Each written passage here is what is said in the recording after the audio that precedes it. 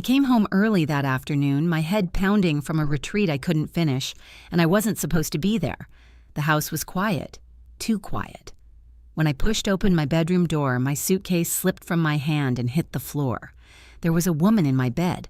She was wearing my robe, and when her eyes flew open, she looked straight at me, not surprised, not guilty, but terrified.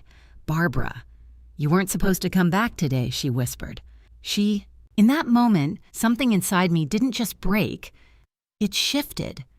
If you've ever felt that instant when your entire life changes without warning, tell me in the comments. Where are you watching from, and what would you have done in my place? And if this story pulls you in, stay with me, because what I learned next changed everything. For a few seconds, I couldn't move. I just stood there in the doorway, staring at the woman tangled in my sheets, my robe wrapped loosely around her shoulders like she belonged there, like I was the one who had walked into the wrong life. My heart started pounding so hard I could hear it in my ears. "Who are you?" I finally managed, my voice coming out thinner than I expected. "And what are you doing in my house?" She scrambled upright, clutching the robe tighter around herself, her eyes darting toward the hallway, as if she expected someone else to walk in at any second. "Please," she said quickly, her voice shaking, "please don't call him. Not yet." That did it. A cold, sharp clarity cut through the shock. "Call him," I repeated, my chest tightening. "You mean my husband?" She flinched at the word. Husband. And in that tiny reaction, everything I had feared slammed into place. I let out a bitter, hollow laugh that didn't feel like mine.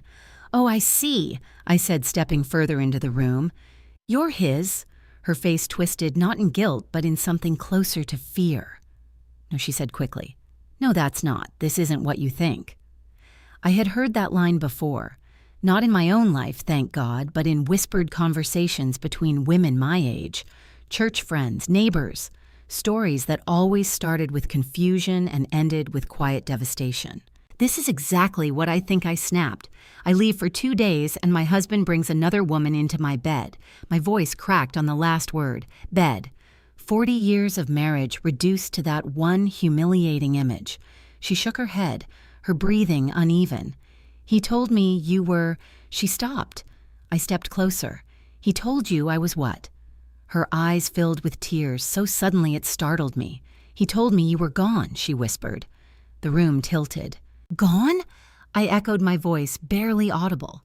She nodded, wiping her face with trembling hands. He said his wife passed away 2 years ago. He said he couldn't let go of the house because it was the last place he felt close to her." I stared at her, searching for any sign this was some twisted performance. But there was no arrogance in her face. No defiance, no smug satisfaction, only confusion and fear. "You expect me to believe that I asked, though my voice had lost some of its edge." "I didn't know," she said quickly. "I swear I didn't know. I thought her voice broke. I thought I was helping him heal. Helping him." The words hit me like a slap. I felt something inside my chest shift, not quite softening, but rearranging. "Start talking," I said, my tone lower now, steadier. "Right now, from the beginning." She hesitated, glancing again toward the door. "He's not coming back yet," I said, though I wasn't entirely sure.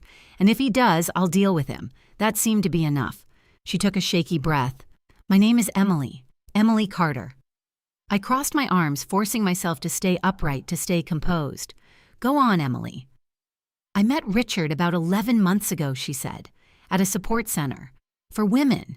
Going through difficult situations." There was something in the way she said it that made me pause. "What kind of situations?" I asked. Her eyes dropped to the floor. Abusive relationships, loss, mental health recovery. The anger I had been holding on to flickered just slightly. She continued, her words coming faster now, as if she had been holding them in for too long.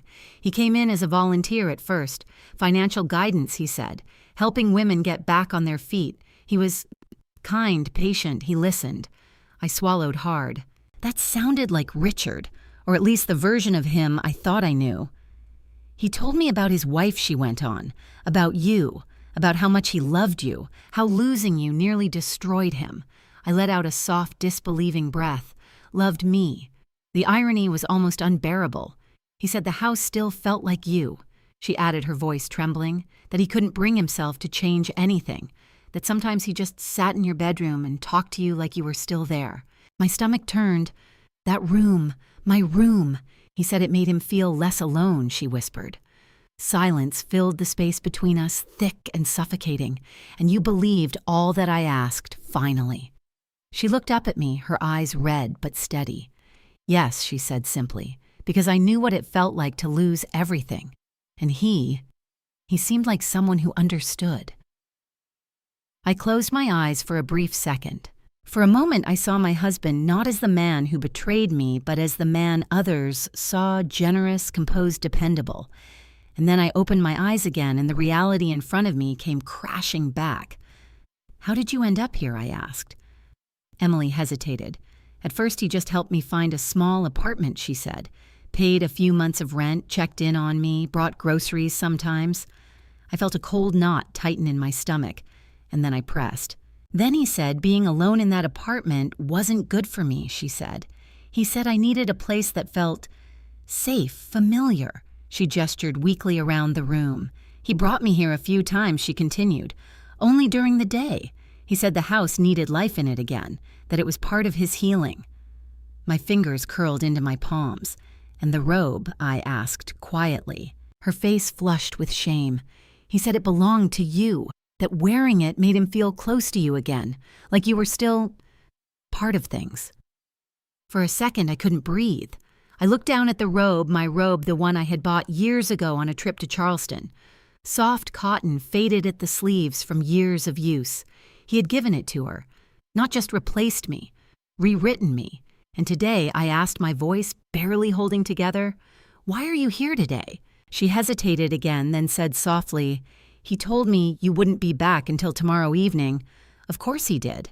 I let out a long, shaky breath and sank slowly onto the edge of the dresser, my legs suddenly too weak to hold me. Everything I thought I understood about my life, my marriage, my home, my place in this world was unraveling piece by piece.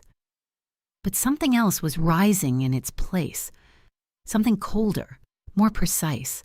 You said earlier this isn't what I think I said, lifting my eyes to meet hers again. Then tell me, Emily, what is it? She looked at me for a long moment, as if weighing whether to cross a line she couldn't come back from. When she finally spoke, her voice was barely above a whisper. He told me things about you, she said. Things that didn't make sense, but I didn't question them at the time. My stomach tightened. What kind of things? She swallowed. He said you weren't well, she said. That before you passed, you had started forgetting things, getting confused, that you had episodes where you didn't recognize him. The room went completely still. I stared at her, every nerve in my body suddenly alert. That's what he told you? I asked slowly. She nodded. He said it broke his heart. Watching you fade like that, fade, forget, disappear. A chill ran down my spine. Because suddenly this wasn't just about another woman in my bed. This was something else, something far more deliberate and far more dangerous.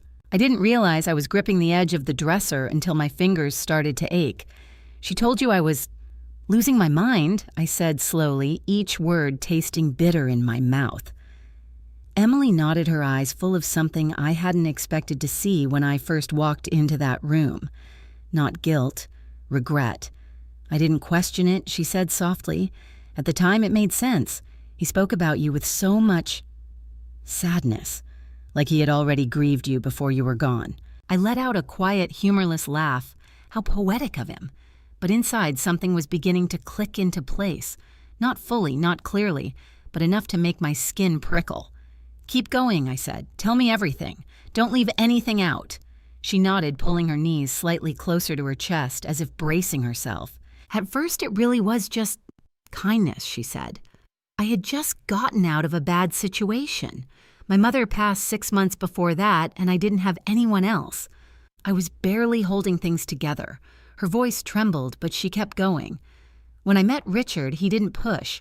He didn't ask too many questions. He just showed up, helped me sort through paperwork, helped me apply for assistance, even helped me find that apartment. I listened every word, tightening something in my chest. Because that too sounded like him. The man who helped neighbors fix broken fences. The man who organized charity drives at church. The man everyone trusted. He said he understood loss. She continued, that he knew what it felt like to wake up every day and pretend you were okay when you weren't. I swallowed hard. That part wasn't a lie, I muttered. She glanced at me, unsure how to respond, then continued. After a few weeks, he started visiting more often, bringing groceries, checking on me, sometimes just sitting there talking. He told me about his life with you, how you met, how you built everything together. Her voice softened. He said you were the strongest woman he had ever known. I felt something twist painfully in my chest, and yet I said quietly, "Here we are." She lowered her gaze again. I didn't know she whispered. I believed her. That was the worst part. I believed her. So how did it go from that to this? I asked, gesturing around the room. Emily took a shaky breath. One day, he told me he couldn't stand going back to the house alone anymore, she said. He said it felt too empty, too quiet, that it was like living in a memory that wouldn't let him move on. I closed my eyes briefly. The house had never been empty. I had been there. Cooking, cleaning, reading, living. But in his version of reality, I had already been erased. He asked if I would come with him, she continued, just for a few hours. Said it might help both of us. And you agreed. She nodded. I thought I was helping him. A long silence stretched between us. I came here the first time on a Tuesday afternoon, she said slowly, as if replaying it in her mind. He showed me around like it was a museum. Every room had a story about you. My stomach tightened. What kind of stories? Small things, she said. How you loved the kitchen window because of the light in the mornings. How you always kept fresh flowers on the table. How you refused to replace that old armchair in the living room because it reminded you of your father. I felt my throat close. Those things were true. Every single one of them. He made it feel like you were still everywhere, she whispered. I opened my eyes and looked at her. And my bedroom, I asked. She hesitated. That was the last place he showed me, she said quietly. He stood in the doorway for a long time before going in, like he needed to prepare himself. My hands trembled slightly. And then, he said, that room was where he felt closest to you, she said. That sometimes he sat on the edge of the bed and talked to you. A hollow ache spread through my chest. He asked me not to touch anything at first, she added. Said it would feel like he was erasing you. And yet I said, my voice sharp, you're wearing my robe. Her face crumpled slightly. That came later. Of course it did. It didn't happen all at once, she continued. At first I would just sit in the living room or the kitchen. We'd have coffee, talk, and me, I asked, where was I in all of this? You were a memory, she said softly. A presence. Someone he loved deeply but had lost. I let out a slow breath. He hadn't just lied about me. He had rewritten me into something safe, something distant, something that couldn't fight back. When did you start coming into this room? I asked. A few weeks later, she said. He said it was time to start letting go, that holding on to everything exactly as it was wasn't healthy. The irony nearly made me laugh again. Healthy. He brought me in here. She continued, her voice barely above a whisper. He sat on the bed and just stared at everything for a long time. Then he told me to sit beside him. I felt a chill run down my spine. He said it didn't feel as painful with someone else there, she added, that it made the room feel less haunted by me. And the robe, I asked again, needing to understand how far this had gone. She swallowed. One day I was cold, she said, and he went into the closet and brought it out. He said it was yours, that you used to wear it every morning. I closed my eyes, picturing that closet, my clothes, my life. Did you ever question it? I asked quietly. Any of it? She hesitated. Sometimes, she admitted. Little things didn't add up, like there were items in the house that looked recently used, or bills that seemed current. But every time I asked, he had an explanation. What kind of explanation? He said he couldn't bring himself to change anything, she said. That he kept everything exactly the same, even the bills, even the routines. Said it made him feel like you were still part of his life. I opened my eyes and stared at her. And you believed that. She nodded, tears slipping down her cheeks. I wanted to believe it, she said, because it meant he wasn't alone. And it meant I wasn't alone either. There it was. Not stupidity, not malice. Loneliness. And Richard had seen it. Used it, twisted it. "How often were you here?" I asked. "Only during the day," she said quickly. He was very strict about that, said nights were too hard for him. Too many memories. Of course, he was strict. Because nights were when I was home. And today I pressed. She hesitated again. He said it might help if I stayed longer, she admitted. Said I needed to start feeling comfortable here. Like it was part of my future, too. My breath caught. "Your future?" She nodded slowly. He said. Eventually, the house would be his alone, that once everything was settled legally, he wanted to build a new life, and he didn't want to do it alone. The room went cold. Because now, finally, the pieces were starting to come together. Not just lies, not just betrayal, a plan, a long, careful, calculated plan. And what exactly needed to be settled legally? I asked, my voice low and steady. Emily looked at me, fear creeping back into her expression. "I don't know all of it," she said, "but he mentioned paperwork, doctors, evaluations. He said it was complicated but necessary. A sharp, icy realization settled in my chest. Doctors, evaluations, memory, confusion, everything she had just told me. It wasn't just a story he told her. It was a story he was preparing to prove. About me. I stood up slowly, my legs steadier now than they had been minutes ago. Because the shock was fading, and something else was taking its place. Clarity. Cold, precise clarity. "This isn't about you being here," I said quietly. Emily frowned, confused. "What do you mean?" I looked around my bedroom, my life now, suddenly, feeling like a stage I had been unknowingly performing on. "This," I said, my voice firm now, "is about what he's planning to do to me." A heavy silence fell between us. And for the first time since I walked through that door, I wasn't just reacting anymore. I was starting to understand. And that understanding terrified me far more than finding a stranger in my bed ever could. I stood in the middle of my bedroom staring at everything I had once thought was familiar, safe mine. Now it felt staged. Every object, every detail, as if my life had been quietly rearranged while I was still living inside it. Emily sat on the edge of the bed, watching me carefully, like she was afraid I might collapse, or worse, stop believing her. But I didn't collapse. Not anymore. Instead, my mind began moving faster than it had in years. Pieces, moments, small things I had ignored, dismissed, or explained away, suddenly rising to the surface all at once. "Locks," I said under my breath. Emily frowned. What I turned toward her slowly. "He changed the locks 3 months ago," I said. "Said there had been break-ins in the neighborhood. He insisted on handling everything himself. At the time, it had seemed thoughtful, protective. Now it felt like something else entirely." "Did he ever give you a key?" I asked. She shook her head immediately. "No, he always let me in.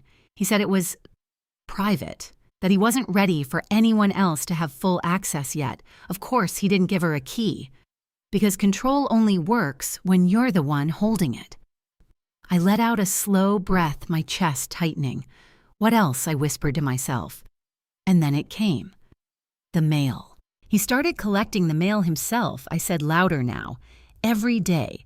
Even when I offered, he'd say he was already heading out, or that it gave him something to do." Emily's eyes widened slightly. "Did you ever see him open letters?" she asked. "Yes," I said, "but only selectively. Bills mostly, anything official." "Anything official." My pulse quickened. "And documents," I added.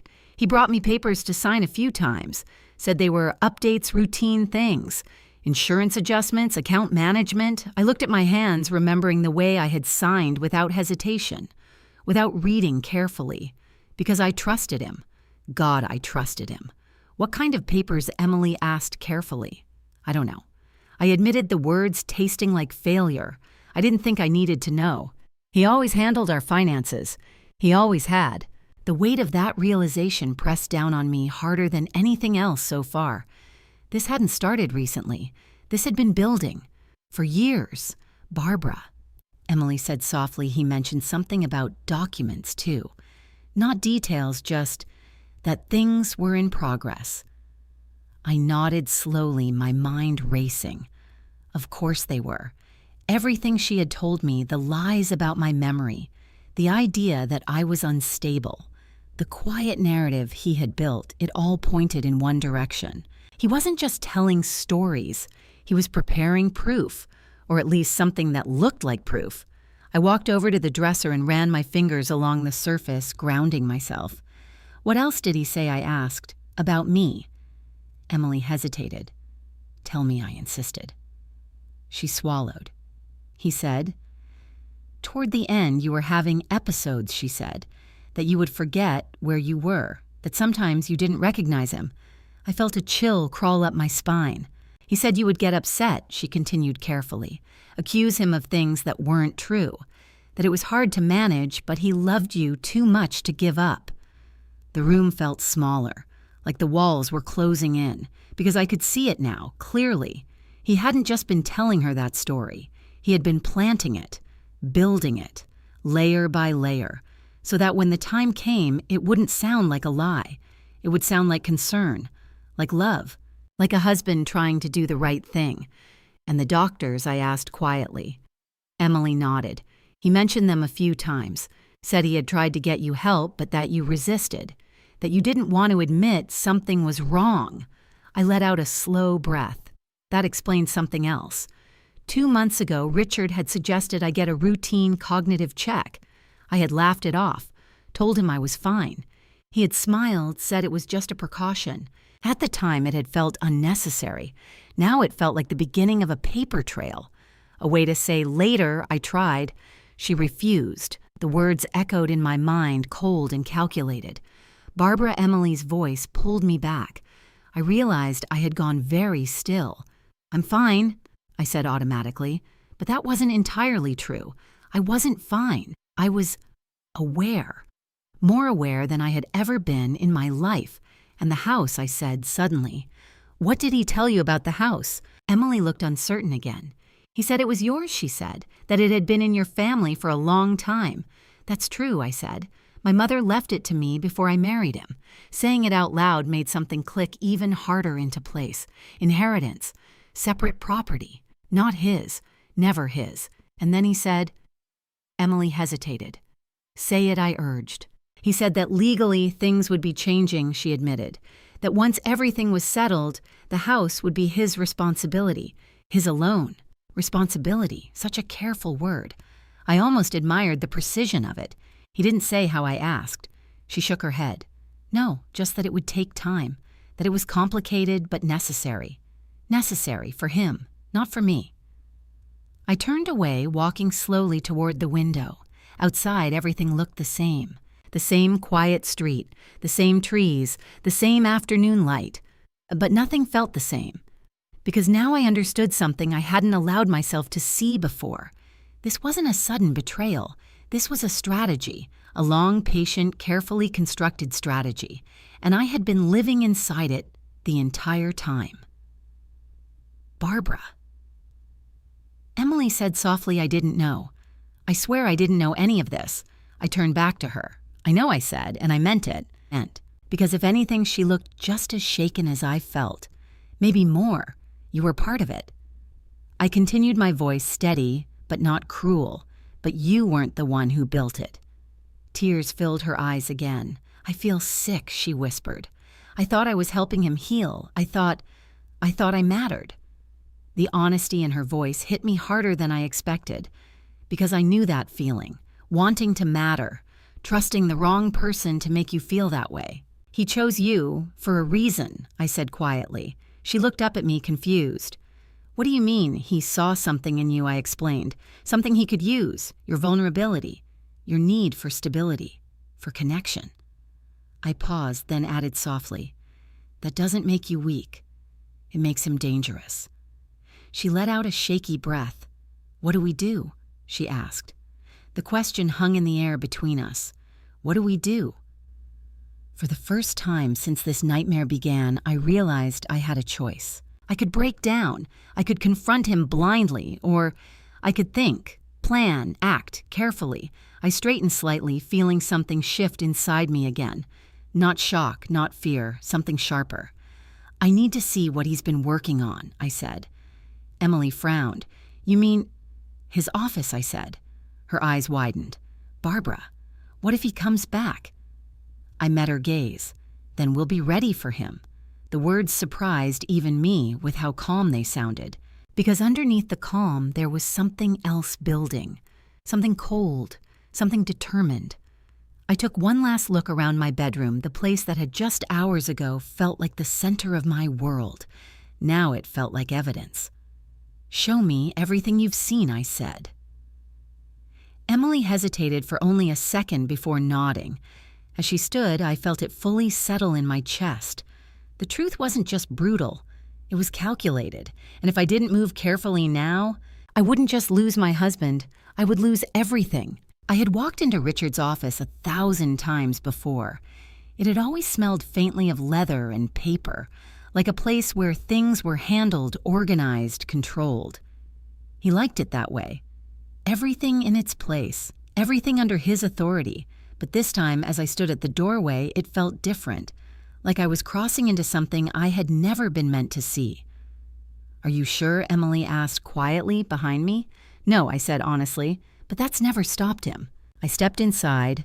The room was exactly as I remembered: mahogany desk, neatly stacked files, a framed certificate from the financial firm he had worked with for over 30 years, and a photograph of us from our 25th anniversary sitting prominently near the edge of the desk.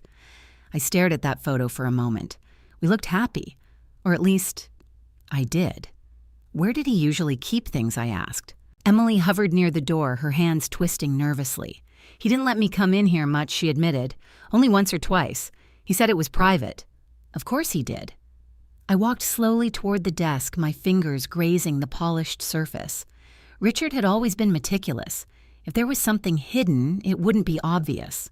But people like him, the ones who needed control, often made one mistake. They believed no one would ever look. Start with the obvious, I murmured more to myself than to Emily. I opened the top drawer, pens, notebooks, paper clips, everything arranged with irritating precision, nothing unusual. The second drawer held folders, client names neatly labeled. I flipped through a few quickly. Financial statements, investment summaries, normal, too normal. Barbara, Emily whispered. Maybe we shouldn't help me, I said firmly. If we stop now, he wins. She nodded, swallowing her fear, and stepped closer. I moved to the cabinet beside the desk. Locked. Of course. I crouched slightly, examining it. Standard filing cabinet, nothing special. But Richard had always preferred subtle security over obvious locks. Did you ever see him open this? I asked. Emily shook her head. No, but I remember he kept something small in his pocket once, like a key. A key. I stood up and scanned the desk again. Think like him. Where would you hide something important but still keep it close? My eyes drifted to the underside of the desk. A memory flickered years ago. Richard had once taped a spare garage key under the kitchen drawer just in case. At the time, I had laughed at his paranoia. Now, I crouched down and ran my fingers along the underside of the desk. For a second, I felt nothing.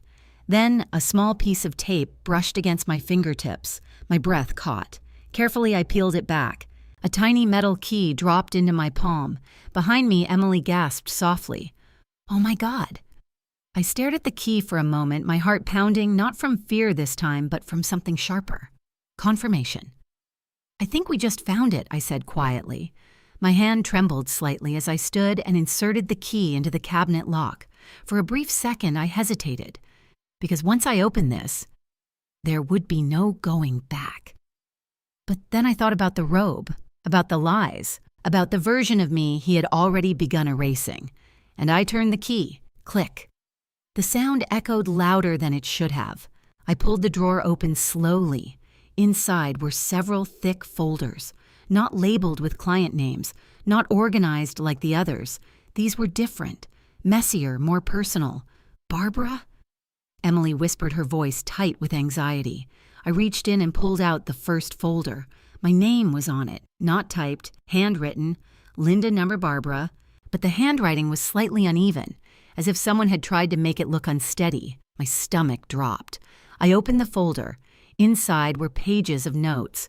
Medical terminology, behavioral observations, dates, descriptions. She forgot the appointment again today. She seemed confused about the time. She accused me of moving her belongings, each line carefully written, each detail designed to tell a story of decline, of instability, of someone losing control of her mind. "Those aren't true," Emily said quickly, reading over my shoulder. "They can't be true." "They're not," I said flatly. But the problem wasn't whether they were true. The problem was how real they looked, how consistent they were, how convincing they could be to someone who didn't know me. My hands tightened around the papers. "He's been documenting me," I said quietly. "Or documenting a version of me that doesn't exist." Emily's face had gone pale. "Why," she whispered, "you already know why I replied." I set the folder down and reached for another. This one contained official-looking documents, drafts, guardianship petitions, my name again, statements about my declining cognitive function, recommendations for medical evaluation, suggested legal oversight. My chest tightened. He hadn't just thought about this. He had prepared it, carefully, thoroughly, over time. "There's more," Emily said suddenly, her voice shaking. She pointed to the back of the cabinet. I reached in and pulled out a smaller folder. Inside were pages that made my blood run cold. Samples of handwriting. Mine. Or attempts at mine. Notes written in shaky script repeating phrases like, "I feel confused today." I forgot where I put things again. Sometimes I don't recognize the house. I stared at them, my vision blurring for a second. "He was going to use these," Emily said, her voice barely audible. "To prove that I wrote them, I finished." A wave of nausea rolled through me. This wasn't just manipulation. This was fabrication. Deliberate, calculated fabrication. I flipped through more pages, my hands moving faster now. Medical referral forms, emails drafted but not sent, lists of doctors, schedules, timelines.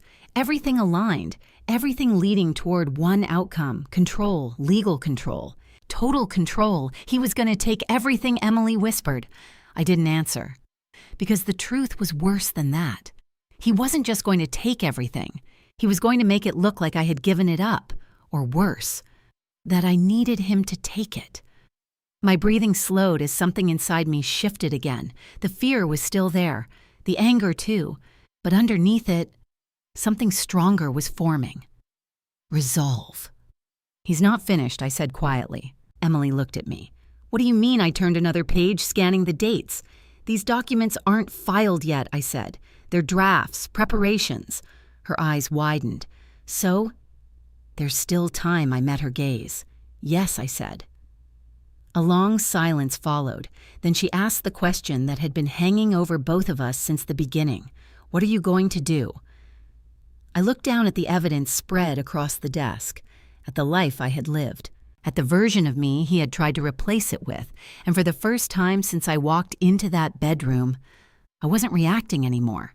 I was deciding. "I'm going to stop him," I said. My voice didn't shake. It didn't crack. It was calm, certain, because now I knew the truth. Not just about Emily, not just about Richard, but about myself. I wasn't the woman he thought he could erase, and I wasn't going to let him finish what he started. Not without a fight. For a long moment, neither of us spoke. The office felt smaller now, like the walls themselves were closing in around the truth we had just uncovered.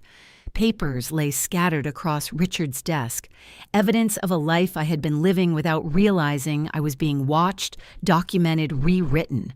I pressed my hand flat against the desk, steadying myself. "I need to call Michael," I said. Emily looked uncertain. "Are you sure?"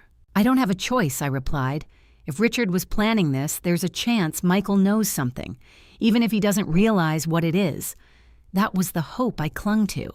That my son, the boy I had raised, the man I believed I knew, wasn't part of this. I picked up my phone with trembling fingers and dialed his number. It rang twice, 3 times. Then, "Hey, Mom." Michael's voice came through casual, almost distracted. "Everything okay?" For a second I couldn't speak. The normalcy of his tone felt like a cruel contrast to the storm inside me. "No," I said finally. "Everything is not okay." There was a pause on the other end. "What's going on?" he asked, his voice sharpening slightly. I came home early, I said, and I found a woman in my bed. Silence. A long, heavy silence. Then what?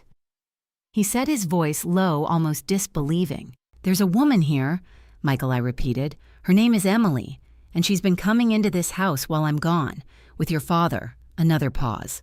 This one felt different, not shocked, measured. My grip on the phone tightened. Michael, I pressed. I'm trying to understand, he said slowly. Are you sure about this? I mean, maybe there's an explanation. The words hit me harder than I expected. Tayep tuk yu kao viet du 1000 to 1202 theo quy din viet bang tieng on, part 6. For a long moment, neither of us spoke. The papers were still spread across Richard's desk, my name written over and over again in ways that no longer felt like mine. A version of me constructed in ink, weak, forgetful, unstable. It would have been so easy to believe it, if I didn't know the truth. What are you going to do? Emily asked again, her voice softer this time, almost afraid of the answer. I exhaled slowly and closed the folder in front of me. I need to call my son, I said. The words felt heavier than they should have, because calling Michael shouldn't have been difficult. It should have been automatic, natural. But something inside me hesitated, because if Richard had gone this far, how far had this reached into my own family? Emily shifted uneasily. Do you think he knows I didn't answer right away? I don't know, I admitted finally, but I need to find out. I reached into my purse and pulled out my phone. My fingers hovered over Michael's name for a few seconds longer than necessary. Then I pressed call. It rang twice. Hey, Mom, Michael's voice came through, casual, distracted. Everything okay? I thought you were still at the retreat. I swallowed, steadying myself. I came home early, I said. I wasn't feeling well. A brief pause. Oh. Okay, he said. Do you want me to come by? Or, there's something I need to ask you. I cut in gently but firmly. Another pause. Longer this time. Sure, he said, his tone shifting slightly. What's going on? I took a breath. Has your father ever talked to you about my health? I asked. Silence. Not confusion, not surprise. Silence. My grip on the phone tightened. Michael, I pressed. He let out a small, uneasy laugh. Mom, what kind of question is that? The kind that needs an honest answer, I said. There was a rustling sound on his end, like he had moved somewhere more private. He's mentioned things he said carefully. Just concerns, nothing serious. My chest tightened. What kind of concerns? Another pause. Just that you've seemed forgetful sometimes, he said. That you've been under stress. I closed my eyes for a second. Forgetful. The word echoed too perfectly with what I had just read. Did he ask you to sign anything I asked? The silence this time was different. Heavier. Michael. I said, my voice sharper now. Did he ask you to sign something about me? I didn't sign anything, he said quickly. Relief flickered, brief, fragile. But he asked. I pressed. Yes, he admitted quietly. The word landed like a stone. What did he ask you to sign? He said it was just a precaution, Michael said, in case things got worse. He said it would help him manage things if you needed support. Support, such a gentle word, such a dangerous one. And you believed him, I asked. I didn't know what to believe, he said defensively. He's my father, Mom. He sounded worried. He made it sound like you were struggling more than you let on. I let out a slow breath, trying to keep my voice steady. And what did you think I asked? About me, another pause. I thought maybe you weren't telling us everything he said. You've always been so independent. Sometimes people don't want to admit when they need help. The ache in my chest deepened. Not because he was cruel, but because he was unsure. And uncertainty could be shaped, manipulated, used.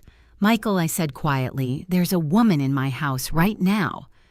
The silence that followed was immediate, sharp. What he said. In my bedroom, I continued. Wearing my robe.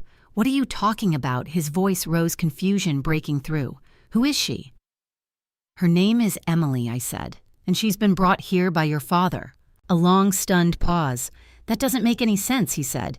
Dad wouldn't... He told her I was dead, I cut in. Silence. This time it wasn't just hesitation, it was shock. He what? Michael whispered. He told her I died 2 years ago, I said. He told her I was losing my memory before that. that I was confused, unstable. I glanced at the papers on the desk.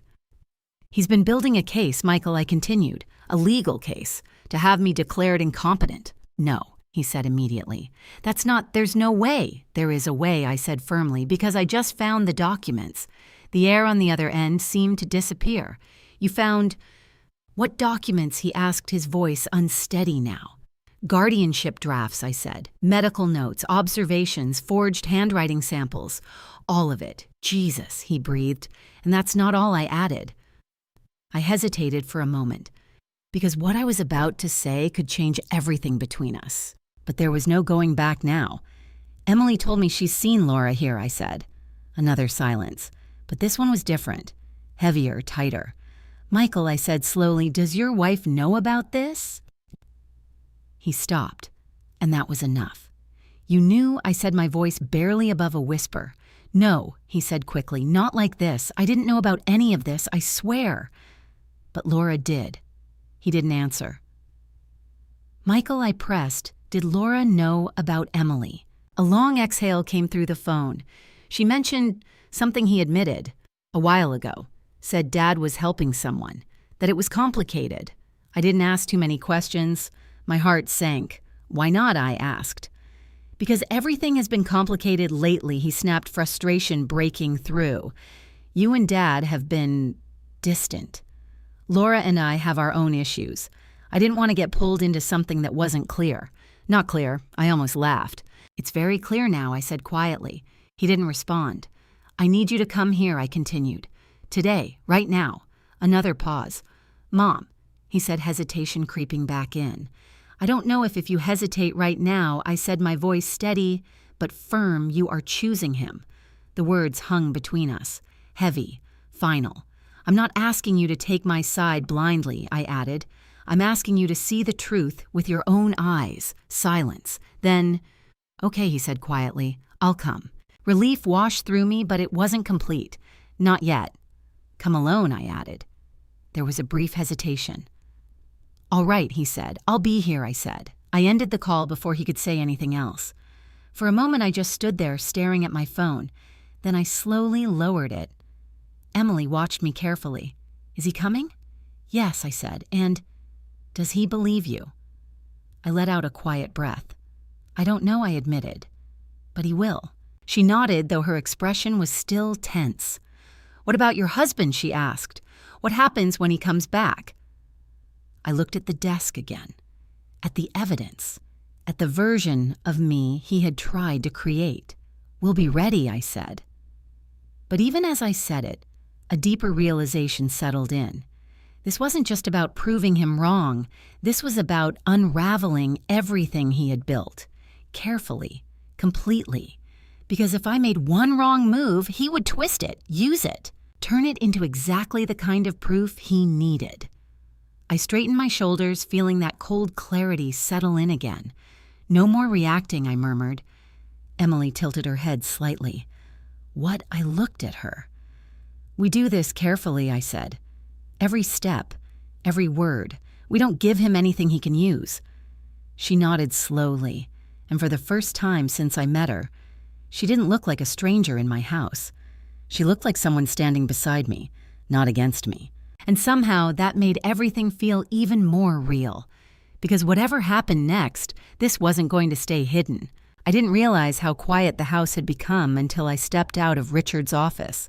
The kind of quiet that settles after something irreversible has been uncovered. Emily followed a step behind me, her movements cautious, as if she still wasn't sure she had the right to be there. In another life, in another version of this story, she might have been the enemy. But not anymore. Now she was the only person in this house who had seen what I had just seen, and believed it.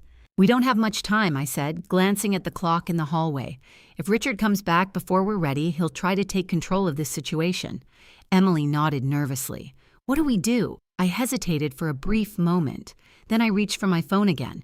"There's someone I trust," I said, "someone who understands exactly what this kind of situation looks like." Emily watched me carefully. "A lawyer," I gave a small, tight nod. "My oldest friend," I said, "Pat Reynolds." Even saying her name steadied me a little. Pat had always been the kind of woman who saw through things, through people, through lies, through carefully constructed stories. While I'd spent years trusting too easily, Pat had built her life questioning everything. I dialed her number. She picked up on the first ring. Barbara. Her voice was warm but alert. Everything all right? No, I said simply. It's not. A pause. Tell me where you are, she said immediately. At home, I replied. And I need you here now. There was no hesitation.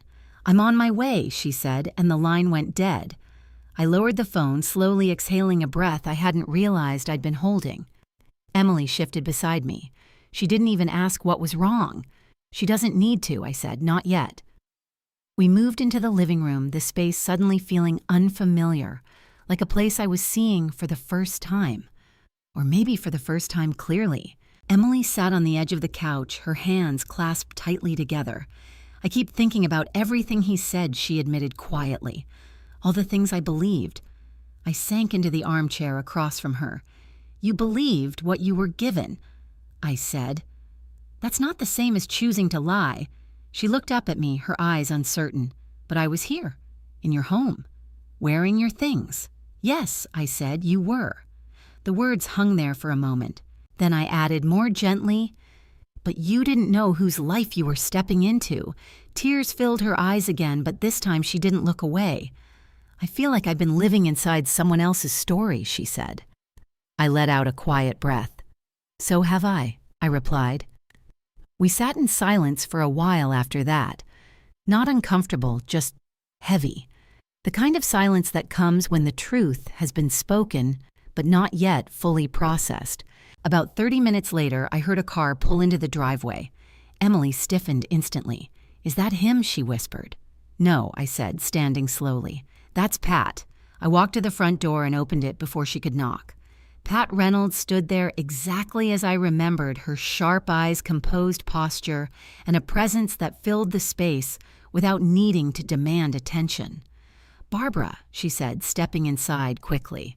What's going on? I closed the door behind her. There's a lot, I said.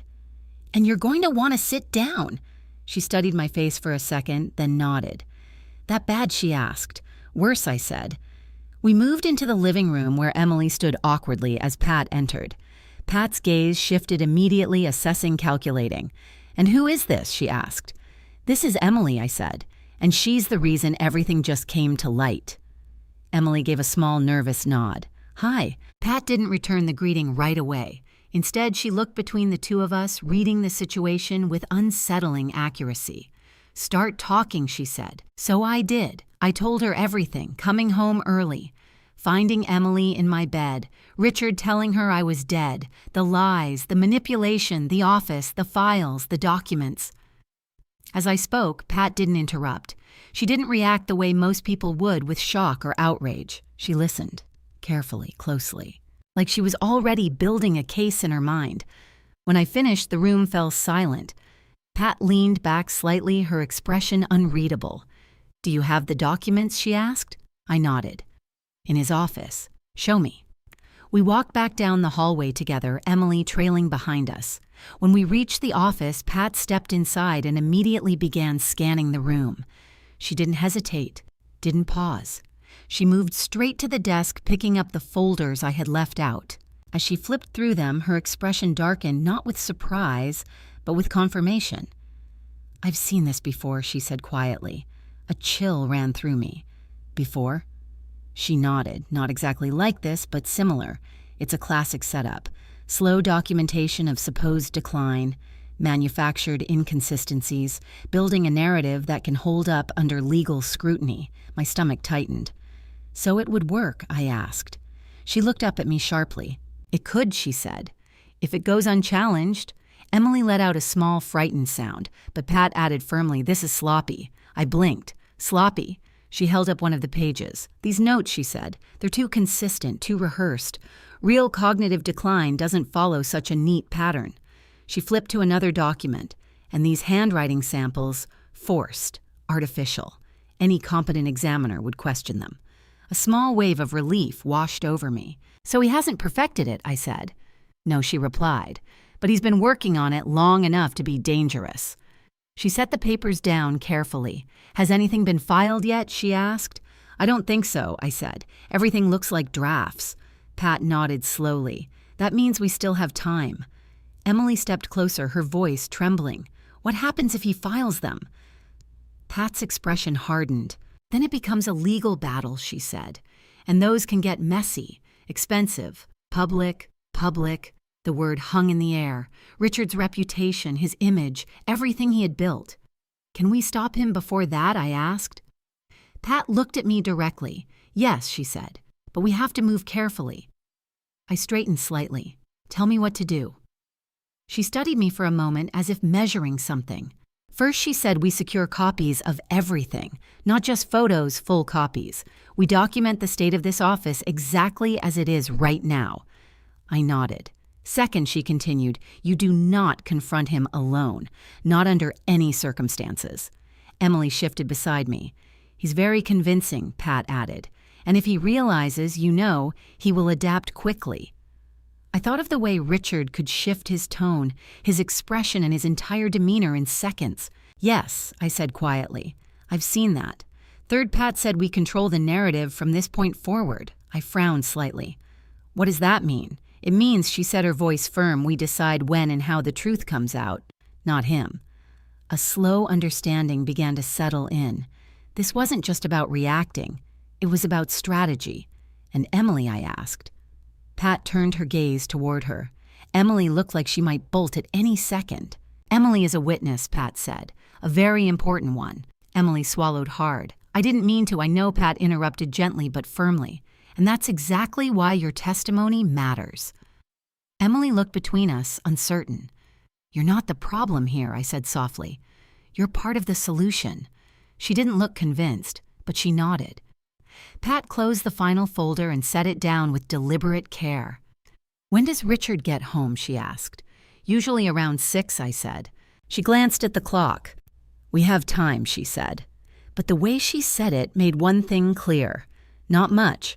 I looked around the office one more time, at the lies, at the plan, at the version of my life that had almost been taken from me, and for the first time since this all began, I didn't feel powerless.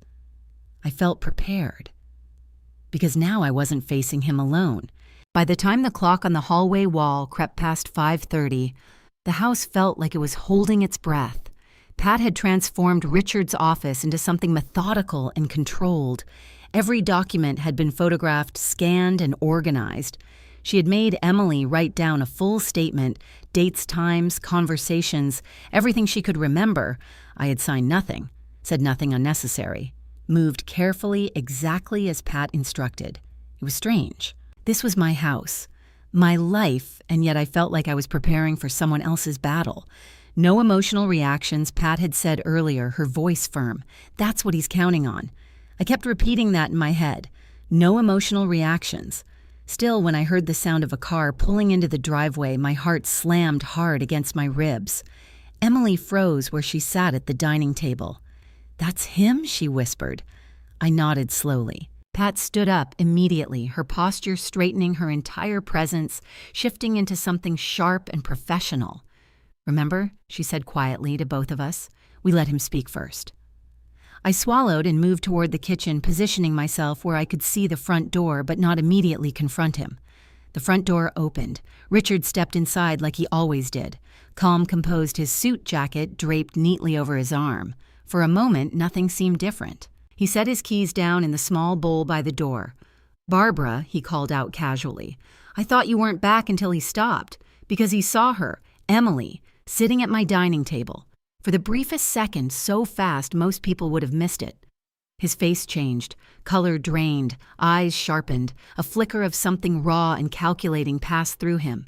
And then it was gone, replaced by confusion. Who is this? He asked, his voice steady, controlled. I stepped into the doorway. That's a good question, I said. His gaze snapped to me. There it was again, that flicker. But again it disappeared just as quickly. Barbara.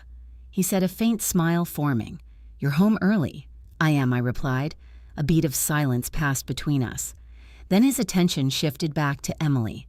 Ma'am, he said, his tone polite but distant. I think you may have the wrong house. Emily didn't move, didn't speak. I felt a strange sense of calm settle over me, because now I could see it clearly. The performance. He knows exactly who she is, I said. Richard turned to me, his expression softening. Barbara. I don't know what's going on here, he said gently, but you seem upset. Let's take a breath and figure this out together. There it was. The concerned husband, the patient voice, the calm authority. If I hadn't known what I knew, I might have believed him. She says you told her I was dead, I said. The words landed between us like a dropped glass. Richard didn't react immediately. He let a small, confused frown form. Then he shook his head slowly. Barbara, he said, lowering his voice, that doesn't make any sense. It makes perfect sense, I replied evenly. He stepped closer to me, his movements measured. Listen to me, he said softly. I don't know who this woman is or what she told you, but you're clearly distressed. Let's sit down. I'm not confused, I cut in. Something in my tone made him pause. Just slightly. Just enough. Behind him, Pat stepped into view. And she's not alone, she said. Richard's head turned sharply. For the first time, his composure cracked. Not completely, but enough. Patricia, he said slowly. What are you doing here? Protecting my client, she replied. Client. The word shifted the air instantly. Richard's eyes narrowed just a fraction. This is a misunderstanding, he said quickly. Barbara is upset, and this woman, Emily Carter Pat, interrupted, and she has quite a lot to say. Emily finally looked up. Her hands were trembling, but her voice when she spoke was steady. You told me she died, she said. Richard didn't even look at her. Instead, he turned his attention back to me. Barbara, he said softer, now almost pleading, you're not thinking clearly. This is exactly what I've been worried about. There it was again, the narrative. Carefully placed, subtle, dangerous. What have you been worried about, I asked. He hesitated for a half a second. Your memory, he said gently. Your confusion. It's been getting worse. A cold chill ran through me, because hearing him say it out loud, it sounded convincing, even to me. That's not true, I said firmly. He sighed like a man carrying a heavy burden. I didn't want to have this conversation like this, he said. Not in front of strangers. Then maybe you shouldn't have written it down so carefully, Pat said. Richard's head snapped toward her. What are you talking about, he asked. Pat didn't answer. Instead, she walked past him into the office. I followed. Emily hesitated, then came behind me. Richard stayed in the doorway for a moment before turning and stepping in as well. Pat stood beside the desk, one of the folders open. She didn't speak. She simply turned it toward him. For a moment, the room was silent. Richard looked down at the pages, then back at us. And then he smiled. Not warmly, not kindly, but calmly. You went through my files, he said. It wasn't a question. It was an observation. Yes, I said. He nodded slowly as if accepting that fact. I see, he said. Another pause. Then he straightened his shoulders slightly. Well, he said, his tone shifting again, this explains a lot, does it? Pat asked. He glanced at her briefly, then back at me. Barbara. He said, his voice measured. These documents are exactly what they look like. My chest tightened. And what do they look like, I asked. Notes, he said. Observations, preparations. For what I pressed. He hesitated again. But this time, it felt different. Less controlled, less rehearsed. For your care, he said finally. The words hung in the air. My care, I repeated. Yes, he said, because whether you want to admit it or not, something has been changing. No, I said firmly.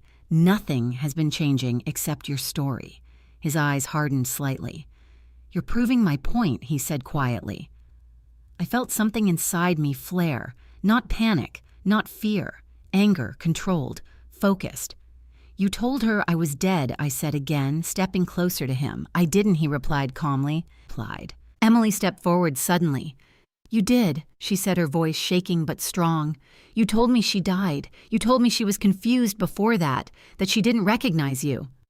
Richard finally looked at her, really looked at her, and for the first time, there was no softness in his expression, only calculation.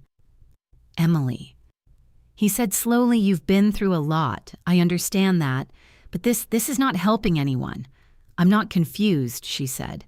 No, he replied. But you are vulnerable, and people can take advantage of that. The words were smooth, carefully chosen, designed to flip the narrative in an instant. I saw it. Pat saw it. But if someone didn't know better, they might believe it. He's doing it again, Emily whispered. Yes, I said quietly. He is. Richard's gaze snapped back to me. Barbara, he said, his voice tightening slightly. This needs to stop. You're making a situation worse than it is. No, I said, meeting his eyes directly. I'm finally seeing it for what it is. A long silence followed, then something shifted. Not in me, in him. The calm cracked just slightly, but enough. Be careful, he said quietly. The warning in his voice was unmistakable, and for the first time since he walked into the house, I realized something. This wasn't just a conversation. This was a confrontation, and it had only just begun. For a moment after Richard said, "Be careful," the room felt like it had shifted onto a different axis. The air tightened. Every word now carried weight. Every silence felt deliberate. I didn't step back. I didn't look away. And that more than anything seemed to unsettle him. What exactly am I supposed to be careful about? I asked calmly. Richard studied me for a long second as if reassessing something he thought he understood. Your choices, he said finally. The way you're letting this situation spiral. You don't realize how this looks. Pat let out a quiet, almost amused breath. Oh, I think we all realize exactly how this looks, she said. Richard's jaw tightened slightly. This is a private family matter, he replied, and I would appreciate it if you didn't interfere. I stopped appreciating requests like that about 30 years ago, Pat said coolly, especially when there's documented intent to pursue guardianship under questionable circumstances. That word again, guardianship. Richard's eyes flicked briefly toward the folder on the desk, then back to Pat. You're making assumptions, he said. No, she replied. I'm reading your work. A silence followed. Then unexpectedly, Emily stepped forward. I have something, she said, her voice shaking but determined. All three of us turned toward her. Richard's expression changed instantly, subtle, but unmistakable. Alert. What do you mean? I asked gently. Emily swallowed, reaching into her bag with trembling hands. I didn't know what was important at the time, she said, but I started recording things. My breath caught. Recording, Pat repeated. Emily nodded, pulling out her phone. Sometimes when he talked about you, she said, glancing at Richard briefly before looking away again, or about what to do if someone asked questions. It didn't feel right, but I didn't understand why. Richard's posture stiffened. Emily, he said carefully, you don't need to do this. She flinched at his voice, but didn't stop. I think I do, she whispered. She tapped the screen, her fingers unsteady. And then Richard's voice filled the room, clear, calm, unmistakable. If anyone ever asks you, just tell them she was already struggling, confused, emotional. That's why I had to step in. The sound seemed to echo off the walls. I felt my stomach drop. Not because I hadn't believed Emily, but because hearing him say it so plainly, made it real in a way nothing else had. Emily's hands shook as she held the phone. There's more, she said softly. She pressed play again. You don't need to worry about the details. Just stay consistent. That's what matters. People believe consistency. Pat stepped closer, her focus sharpening completely. That's enough, she said quietly. Emily stopped the recording. Silence flooded the room again, but this time it wasn't tense. It was heavy, final. I turned slowly to Richard. He didn't look surprised. He didn't look panicked. He looked calculating. You recorded private conversations, he said, his voice controlled. Emily shook her head. I recorded the truth. Richard's gaze hardened slightly. No, he said. You recorded fragments. Out of context. That's dangerous. Pat crossed her arms. Context doesn't change intent. He glanced at her briefly, then back at me. Barbara, he said, his tone softening again. You know me. You know who I am. Do you really think I would do something like this for a split second? A very small, fragile second. That question hit something inside me. 40 years. 40 years of shared life, memories, trust, love. But then I looked at the desk. at the documents, at the recordings, at Emily, and that fragile moment shattered. "I thought I knew you," I said quietly. Something flickered in his eyes, gone almost instantly. "This isn't what you think he said." I let out a slow breath. "You need to stop saying that I replied, because every time you do it sounds less like reassurance and more like rehearsal."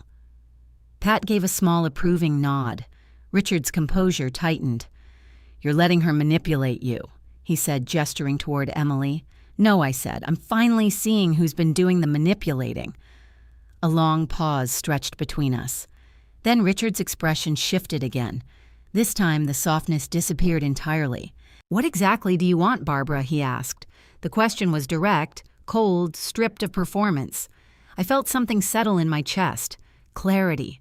"I want the truth," I said. "You have it," he replied. "No," I said firmly. "I have pieces of it, and every piece points to the same thing."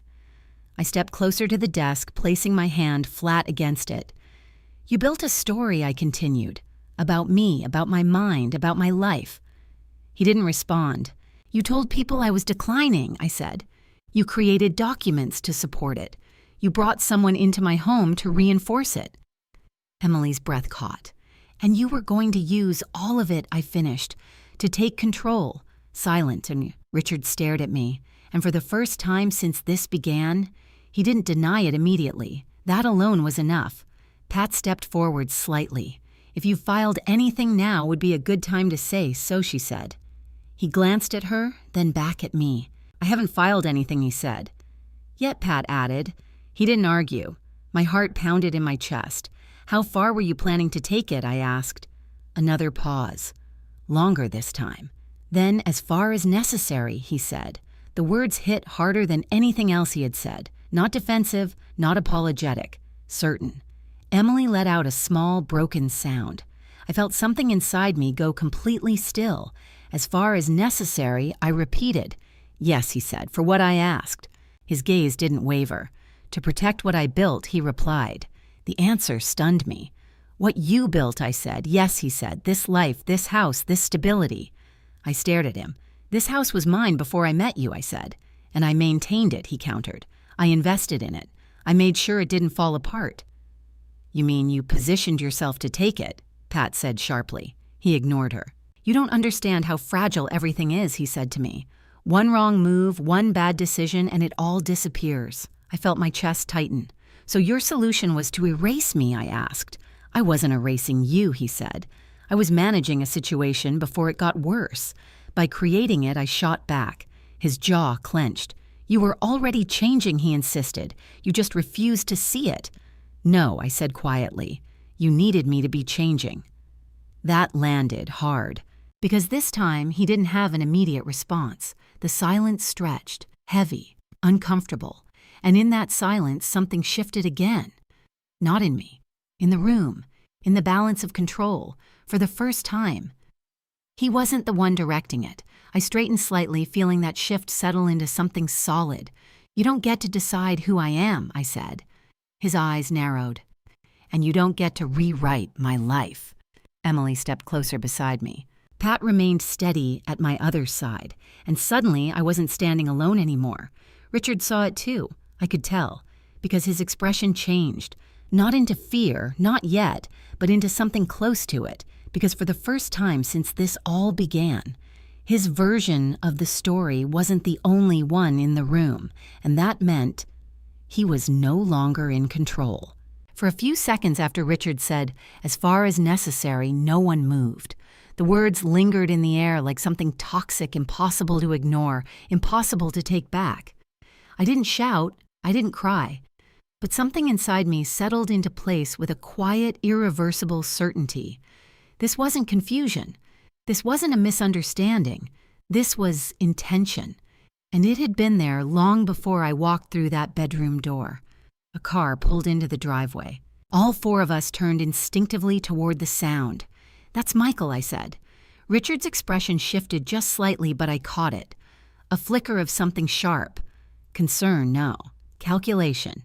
"Good," he said, smoothing his jacket as if preparing for an audience. "He should hear this." I almost laughed at that, because of course he would think that. Of course, he would assume he could still control the narrative. The front door opened. Mom Michael's voice called out, "I'm here." In the office, I replied. His footsteps came quickly down the hallway. Then he appeared in the doorway and stopped. His eyes moved across the room, taking in everything at once. Me, Pat, Emily, and finally, his father. "What's going on?" he asked, his voice tight. Richard stepped forward first, his tone calm and measured. "There's been a misunderstanding," he said. "Your mother is upset, and no," I said, cutting him off. Michael's gaze snapped to me. "It's not a misunderstanding," I continued, "and you're going to listen to all of it before you decide what you believe." A long pause. Michael looked between us, clearly trying to make sense of what he was seeing. "Okay," he said slowly. "Then start talking." I gestured toward the desk. "Start there," I said. He stepped closer, picking up one of the folders. As he read, I watched his face. Confusion. Frown. Then something deeper, unease. "What is this?" he asked. "Your father's work," Pat said evenly. Michael flipped through more pages, his movements growing slower. "Mom," he said, his voice uncertain. "These notes, they're about you." "I know," I replied. He looked up at Richard. Dad Richard didn't hesitate. "They're observations," he said, "private notes. I've been concerned about your mother for a while." Michael frowned. "Concerned how memory," Richard said. "Behavioral changes. Emotional instability." Each word was placed carefully. "Deliberately." Michael glanced back at me. I held his gaze. "Do I seem unstable to you?" I asked. He hesitated. And that hesitation, it hurt more than anything else so far. I don't know," he admitted. "Lately you've seemed stressed." Of course I had, because something had been wrong. I just hadn't known what. "Keep reading," I said. He looked back down at the papers, then reached for another folder. The handwriting samples, his brow furrowed deeper. "This doesn't look like Mom's writing," he said. "It's not," I replied. Michael's eyes lifted slowly to Richard. Dad Richard exhaled as if burdened. "They're examples," he said, "of how her writing has changed over time." "That's not true," I said sharply. Michael looked between us again. "Then wait," he said, turning toward Emily. "Who are you?" Emily swallowed, stepping forward slightly. "My name is Emily Carter," she said. Michael frowned. "Why are you here?" She hesitated, then said, "Because your father told me your mother was dead." The room went completely still. Michael blinked. What he said. Richard's voice came quickly. "That's not what I said," he insisted. "She misunderstood." "No," Emily said, her voice shaking but firm. "You told me she died 2 years ago. You told me she was losing her memory before that." Michael's gaze snapped to his father. "Dad." Richard's composure tightened. "She's confused," he said. "She's been through a lot," and Emily pulled out her phone. "I recorded it," she said. Michael's head turned sharply. "Recorded what?" Without answering, she pressed play. The same voice filled the room again. Richard's voice. Clear. Undeniable. "You just tell them she was already struggling. Confused. That's why I had to step in." Michael froze. The color drained from his face. "That's," he whispered. "That's you." Richard didn't speak. Emily stopped the recording. Silence crashed down. Michael turned slowly to his father. "What is this?" he asked. Richard didn't answer immediately. For the first time since this began, he hesitated. "It's taken out of context," he said finally. Michael shook his head slightly. "That didn't sound out of context," he said. Michael Richard said, his tone sharpening. "You need to understand," no, Michael cut in. "You need to explain." The shift was subtle, but it was there, and we all felt it. Richard looked at him for a long moment. Then his expression changed. Not soft, not reassuring, tired, frustrated. "I was trying to protect this family," he said. "By telling people Mom was dead," Michael shot back.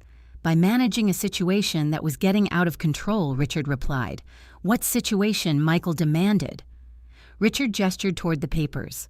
"That," he said. "Your mother's condition." "I don't have a condition," I said firmly. Michael looked at me again, then back at the documents, then at his father. "Then why do these exist?" he asked. Richard's jaw tightened. "Because she wouldn't acknowledge it," he said. "She refused to get help." A memory flashed in my mind, the routine check he had suggested, the concern in his voice, the way I had dismissed it. And suddenly, I saw it differently. Not concern, setup. You asked me once, I said slowly. And I said, no. That's not accurate, he replied. It is, I said, and you know it. Michael's breathing had changed, slower, heavier. Did you ask me to sign something, he asked suddenly. Richard went still, just for a second, then yes, he said. Michael stared at him. You told me it was a precaution, he said. It was, Richard replied. You said it was to help Mom. Michael continued. It was, Richard repeated. Michael shook his head. No, he said quietly. It wasn't. Silence. Heavy. Final. What was it for, Michael asked. Richard didn't answer. Dad, Michael said louder now. What was it for? A long pause. Then to secure things? Richard said. The words felt colder than anything else he had said. Secure what Michael pressed. Richard's eyes flicked briefly toward me, then back to his son. The future, he said. Michael let out a short, disbelieving breath. Whose future, he asked. Richard didn't respond, and that was the answer. Michael stepped back slightly as if needing distance from all of it. From him. You asked me to help you take control of Mom's life, he said slowly. I asked you to trust me, Richard replied. Michael shook his head. No, he said. You asked me to lie. Richard's expression hardened. I asked you to support your family, he corrected. Michael let out a hollow laugh. This isn't support, he said. This is manipulation. The word landed hard. Because it was the truth. Plain. Unavoidable. Richard's gaze shifted between us, me, Michael, Emily, Pat, and for the first time, he looked outnumbered. Not physically, but morally, emotionally, truthfully, and he knew it. I took a step forward. This ends now, I said. My voice didn't rise. It didn't need to, because everything that needed to be said was already in the room. The documents, the recording, the silence. Richard looked at me, really looked at me, and for the first time in 40 years, I saw something in his eyes I had never seen before. Not love, not respect, but something else, something colder, something that had probably always been there. I just hadn't wanted to see it. You think this is over? He said quietly. I held his gaze. Yes, I said, and this time, I meant it. You think this is over? Richard's voice lingered in the room long after he said it. Not loud, not aggressive, but certain. And that certainty chilled me more than anything else he had done, because it meant one thing. He didn't believe he had lost yet. I didn't answer him immediately. Instead, I watched Michael, because in that moment, the most important shift in the room wasn't Richard's defiance. It was my son's silence. Michael stood near the desk, staring down at the papers like they might rearrange themselves into something less disturbing if he just gave them enough time. They're real, he said quietly, almost to himself. No one responded, because we all knew they were. I thought... He started, then stopped. His hand moved through his hair in a restless motion. I thought you were just worried, he said, finally looking at his father. That's what you told me. Richard exhaled slowly as if exhausted by the situation.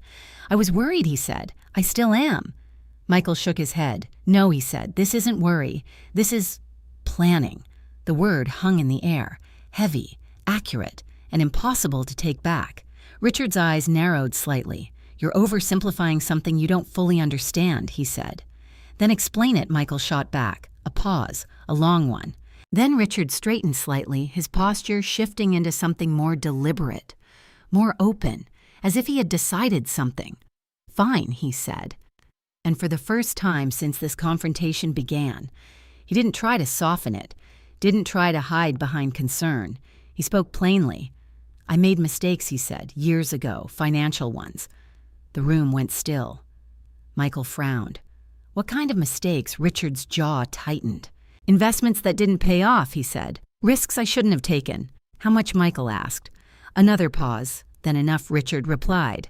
Not a number, not a confession, just enough. Pat stepped forward slightly, her voice cutting cleanly through the tension. Define enough? Richard, she said. Because in legal terms, that word matters. He didn't look at her, "This doesn't concern you," he said. "It concerns my client," she replied. He ignored her again, focusing on Michael. "I spent years trying to fix it," he continued, "to recover what was lost, to maintain stability. At whose expense?" I asked quietly. He glanced at me. "At no one's," he said. "I handled it." "No," I said, "you hid it." Silence. Then Michael spoke again. "Did Mom know?" he asked. Richard didn't answer immediately. That hesitation was everything. Michael's face tightened. "She didn't, did she?" he said. "No," Richard admitted. The word felt heavier than it should have, because it confirmed something deeper than just secrecy. It confirmed intention. "You lied to her," Michael said. "I protected her," Richard corrected. "From what Michael demanded, the truth from stress," Richard snapped. "From instability, from the possibility that everything we built could collapse overnight." I let out a slow breath. "There it is," I said. Richard looked at me. "That's what this was really about," I continued. "Not my health, not my memory. Control." His expression hardened. "You don't understand what it takes to hold a life together," he said. "I understand honesty," I replied, "and I understand survival." He shot back. The words hit something deeper than I expected, because for the first time, he wasn't pretending, he wasn't performing, he was revealing, and what he revealed wasn't desperation, it was justification. "You used me," I said quietly. "No," he said. "I relied on you." I shook my head. "You built a plan around me," I said. "That's not reliance." Michael stepped forward slightly, his voice tight. "And where do I fit into this?" he asked. Richard turned to him. "You were supposed to help," he said. "Help what Michael asked. Stabilize things," Richard replied. "Ensure continuity. Protect the family." Michael let out a short, disbelieving laugh. "By signing papers saying Mom is mentally unstable," he said. "It was a precaution Richard insisted. It was a lie," Michael shot back. Silence fell again. "Then, and Sophie?" Michael asked suddenly. The question caught everyone off guard, even Richard. "What about her?" he asked. Michael's eyes didn't waver. "Did you touch her account?" he asked. A flicker, small but unmistakable. Richard looked away for a fraction of a second. That was enough. "Oh my God," Michael whispered. "You said it was for her future," he said, his voice breaking slightly. "That you were managing it, that you were growing it." "I was," Richard said quickly. "Were you?" Michael asked. Richard didn't answer. Pat stepped in. "Do we need to subpoena those records?" she asked calmly. Richard's head snapped toward her. "That won't be necessary," he said. "Then clarify," she replied. Another pause. "Then I used some of it," Richard admitted. Michael staggered back a step. "How much?" he asked. "Temporary," Richard said. "I intended to replace it." "How much?" Michael repeated louder now. Richard didn't answer. And again. That was the answer. Michael's face changed. Not just anger, not just disappointment. Something deeper, something that looked like the breaking of a bond. "You took from your granddaughter," he said. "I invested," Richard corrected. "You gambled." Michael snapped. Silence. Heavy. Unforgiving. I watched it all unfold, feeling something strange inside me. Not shock anymore. Not even anger. Clarity. Because now, finally, everything made sense.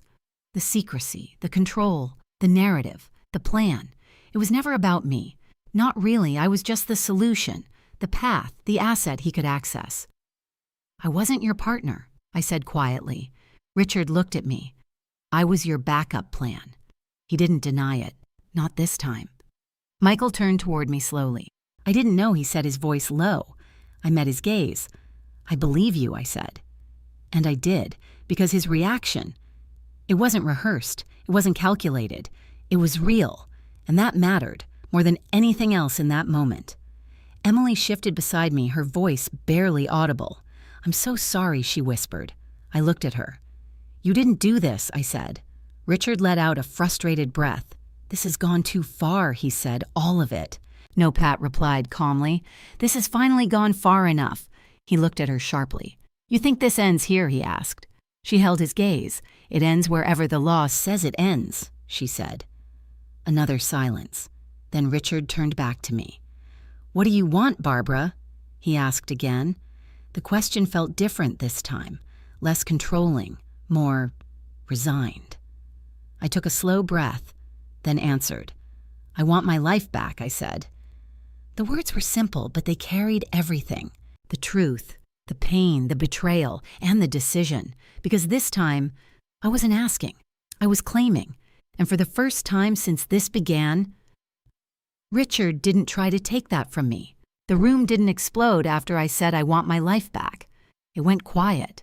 Not the tense, brittle silence we had been living in for the past hour, but something deeper, heavier. Like the truth had finally settled into the floorboards of the house and wasn't going anywhere. Richard didn't argue. That alone told me more than anything else he could have said. "What does that mean exactly?" he asked after a moment. His voice was controlled again, but different now, less confident, less certain of the ground beneath him. "It means you don't get to decide anything for me anymore," I said. "Not my health, not my finances, not my home." Pat stepped slightly closer, reinforcing the line I had just drawn.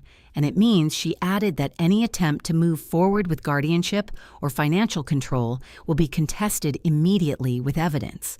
Richard's eyes flicked briefly toward the folders on the desk, then back to me. "You're overreacting," he said quietly. I almost smiled, because now I could hear it. The same script, the same strategy, but it didn't land anymore. "No," I said calmly, "I'm responding." That seemed to irritate him more than anger would have. Michael let out a slow breath and ran his hand through his hair again. "What happens now?" he asked, his voice tired, strained. Pat answered before I could. "Now," she said, "we move from discovery to action." Richard's attention sharpened again. "What kind of action?" he asked. "The kind that protects Barbara," Pat replied. A brief silence followed. Then she turned to me. "We have a few options," she said, "but the first step is immediate separation of control." I nodded slowly, meaning I asked. "Meaning," she continued, "you secure your accounts, revoke any shared access he has where possible, and formally document what we've found today." Richard's jaw tightened. "This is unnecessary," he said. "We can resolve this privately." Pat didn't even look at him. "No," she said, "we can't." I felt something steady inside me as I listened. For years I had deferred, trusted, allowed him to handle things. Not anymore. "I want everything documented," I said. Richard's eyes snapped to me. "You're making a mistake," he said. "No," I replied. "I've already made one. I trusted you." The words landed harder than I expected, because they were simple, honest, and final. Michael stepped forward slightly. "Mom," he said, his voice softer now, "what do you want me to do?" I looked at him, really looked at him, and for the first time since he walked into that room, I didn't see hesitation. I saw regret. "I want you to listen," I said, "and then I want you to decide what kind of man you want to be." He swallowed hard, then nodded. "I understand," he said quietly. Behind him, Emily shifted her presence, still uncertain, still fragile, but no longer invisible. "And Emily," I said, turning toward her. She looked startled. "Yes, you're not leaving this as a ghost," I said gently. "You're part of this now. Not as a mistake, but as someone who can help make it right." Her eyes filled with tears. I don't know how she admitted. "You already have," I said. "You told the truth." Pat nodded. "And that matters more than you realize," she added. Richard let out a frustrated breath. "So now we're turning this into a courtroom," he said. "No," Pat replied. "You already did that when you started drafting legal documents." Another silence. Then Richard straightened slightly.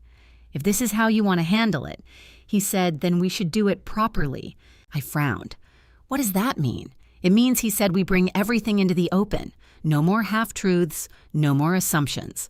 Pat's eyes narrowed slightly. "Be careful," she said. "You might not like what comes with that." He didn't flinch. "I'm aware," he replied. Michael looked between us. "What are you suggesting?" he asked. Richard's gaze moved to me. "There's the foundation dinner tomorrow night," he said. "Everyone will be there. Family, colleagues, people who know us." A cold feeling settled in my stomach, and I asked, "And we present everything he said, publicly." The word echoed, "publicly." Pat immediately shook her head. "That's not advisable," she said. "This should be handled through proper legal channels." But I didn't respond right away, because something about the suggestion, it stirred something in me. Fear, yes, but also something else. a different kind of clarity. He wants control of the narrative, Pat added quietly to me. Don't give him that. I looked at Richard, then at the documents, then at Emily, at Michael, at everything that had been hidden for so long. He already had control of the narrative, I said slowly. And now, Pat asked. I took a breath. Now I said the truth needs to be seen. Pat studied me carefully. You're sure about this, she asked. No, I admitted, but I'm sure about one thing. What's that? I met her gaze. I'm not hiding anymore. A long silence followed, then Pat nodded once. All right, she said. If we do this, we do it strategically. Richard watched us, his expression unreadable. What's the plan? Michael asked. Pat turned slightly, already shifting into that precise, controlled mindset again. We prepare, she said. Tonight. She pointed toward the desk. We organize the documents. We select what's relevant. We ensure the recording is clear and admissible. Emily straightened slightly. I can help, she said. Pat nodded. You will, she replied. Then she looked at me. And Barbara, you stay calm. You stay focused. You don't let him pull you into emotion. I nodded. I won't. Because I understood now. This wasn't just about proving him wrong. It was about reclaiming myself. And that required more than anger. It required control. Richard adjusted his cuffs slightly, his movements measured. You're making this bigger than it needs to be, he said. No, I replied. I'm making it visible. Our eyes locked, and for the first time, he didn't look like the man who had everything under control. He looked like a man who was about to be exposed, not just to me, but to everyone. Michael exhaled slowly. This is going to change everything, he said. I looked at him. It already has, I replied. Emily wiped her eyes quietly. Pat gathered the documents into neat stacks. And Richard, for the first time since I had known him, he didn't try to stop what was coming, because deep down, he knew this wasn't something he could control anymore, and tomorrow night, everything would come to light. The next evening arrived faster than I expected, or maybe I just hadn't slept. The house had been quiet all night, not peaceful, not calm, but heavy. Every room felt like it was waiting for something to break, and in a way, it was. By the time I stood in front of the mirror, fastening a simple pair of pearl earrings, I barely recognized the woman looking back at me. Not because I looked different, but because I felt different. Stronger, clearer, done pretending. You ready? Pat asked from the doorway. I turned to her. As I'll ever be, I said. She gave a small nod. Good, she replied, because tonight isn't about emotion, it's about control. I glanced toward the hallway where I could hear Michael speaking quietly to Emily. Their voices were low, cautious, as if even now they were afraid of saying the wrong thing. And Richard. He had left earlier. No confrontation, no argument. Just a quiet exit and a calm, almost polite, I'll see you tonight. That alone had unsettled me more than anything else, because it meant he was still planning something. He's not going to walk into this unprepared, I said. Pat stepped closer. I know, she replied. That's why we're not walking in unprepared either. I nodded, because this wasn't just a family gathering. It was a stage, and tonight the truth would either stand or collapse. The Harper Foundation dinner had always been one of Richard's proudest traditions, a formal event held at an elegant hotel ballroom in Savannah. White tablecloths, soft lighting, polished speeches, everything carefully curated to reflect stability, success, respectability. Everything Richard had spent decades building, and everything he had used to hide what he really was. As we walked into the ballroom, conversations hummed around us. Familiar faces, polite smiles, the quiet rhythm of a well-orchestrated evening. For a moment, it almost felt normal. Almost. Then I saw him. Richard stood near the center of the room, speaking with a small group of colleagues. His posture was relaxed, confident, his expression warm, perfect, as if nothing had happened, as if last night had never existed. Michael tensed beside me. He looks fine, he muttered. That's what he does, I said quietly. Pat leaned in slightly. Stay focused, she reminded us. He's going to try to control the tone. Emily stayed close behind me, her presence quieter now but steady. I could feel her nerves. Truthfully, I felt my own, but I didn't let it show.